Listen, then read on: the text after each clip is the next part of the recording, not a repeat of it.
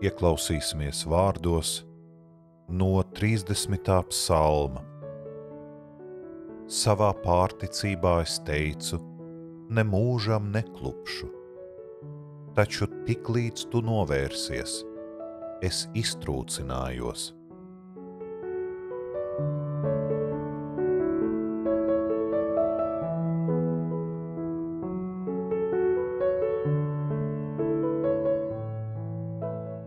Debes Tēvs, mēs pateicamies par jauno dienu, par vēl vienu šodienu. Pateicamies, debes Tēvs, par svētdienu, par dienu, kas mums atgādina, cik lielā mērā mūsu dzīve ir atkarīga no Tevis, no Tavas žēlastības un svētības. Ar šo svētdienu mēs esam vēl vienu soli tuvāk ciešanu laikam, klusajai nedēļai, augšām celšanās svētkiem, kas liek mums domāt, ka mēs nevaram bez Tevis iztikt. Mēs nevaram bez tā darba, bez tā lielā upura, kuru Tu, Kungs, esi nesis pasaules labā. Esi pats nācis kā cilvēks starp cilvēkiem, lai izdzīvotu mūsu dzīvi, lai izciestu mūsu ciešanas, lai saprastu, ko nozīmē būt cilvēkam, lai tādā veidā Tava mīlestība un līdzjūtība atklātos mums vēl vairāk, vēl nepārprotamāk. Jā, senā psalma autors ļoti labi apzinās cilvēku pretrunīgo dabu. No vienas puses, tiklīdz kā mums paliek mazliet labāk, tiklīdz kā iemantojam kādu pārticību, tā mūsos uzreiz parādās izjūta, ka mēs kaut kas esam, ka mēs kaut ko varam, ka mēs varam pastāvēt paši par sevi. Mums nevajag neviena un neko citu. Ne mūžam neklupšu. Tāda ir sajūta. Taču tiklīdz kā pazaudējam skatu uz Tevi, tā uzreiz iztrūcināmies. Tā uzreiz sajūtamies šajā pasaulē uz nedroša pamata. No vienas puses, kuram gan varētu pārmest vēlēšanos iemantot pārticību. Tādus Tu mūs esi radījis. Mēs neesam pašpietiekami, mēs neesam mūžīgi. Mūsos ir šī iekšējā tieksme meklēt enerģijas avotus, resursus, veidot uzkrājumus, lai būtu pietiekami.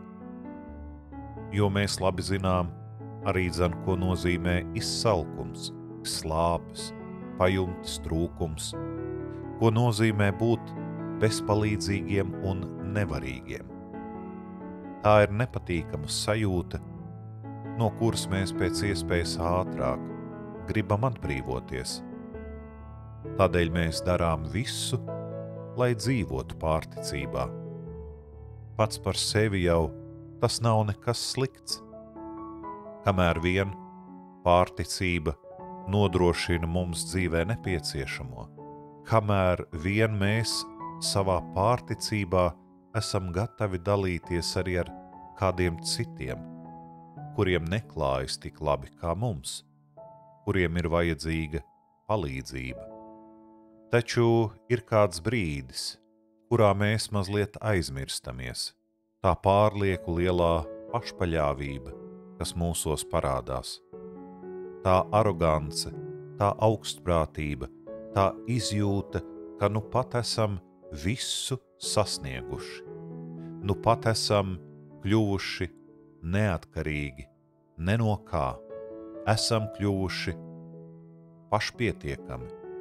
Šī vārda ne tajā labākajā nozīmē. Jā, sajūta, ka vairs jau nekad nemūžam nepaklupsim. Tie ir maldi, un to mēs atklājam jau nākamajā mirklī, kad pēkšņi sajūtam, ka Tevis nav līdzās, kad pēkšņi saprotam, ka esam palikuši vieni, lai gan arī tās ir tikai iedomas, jo tu jau nekad mūs neatstāji vienus. Tu vienmēr esi mums līdzās. Tie esam mēs paši, kas savā iedomībā un augstprātībā esam tik ļoti sakoncentrējušies paši uz sevi, ka tavu klātbūtni vairs nepamanām. Un tādos brīžos mēs attopamies, ka īstenībā aizvien esam ierobežoti savā varēšanā, savā saprašanā, savās spējās. Vieni paši šajā pasaulē izdzīvot nespējam. Mēs esam gluži kā tāda laiva, kuru velk kāds lielāks kuģis. Un kādu brīdi mēs varam raudzīties uz šo savu mazo laiviņu un iedomāties, ka paši esam kapteiņi, paši esam noteicēji, bet atliek uznākt lielākai vētrai un viļņiem, kad mēs esam pateicīgi par to virvi, trosi, kas mūs notur pie lielā kuģa, kas zina īsto patieso virzienu, un mēs esam pateicīgi, ka kāds mūs ved uz priekšu, ka mēs neapmaldāmies un nepazūdam lielajā okeānā, lielās pasaules viļņos.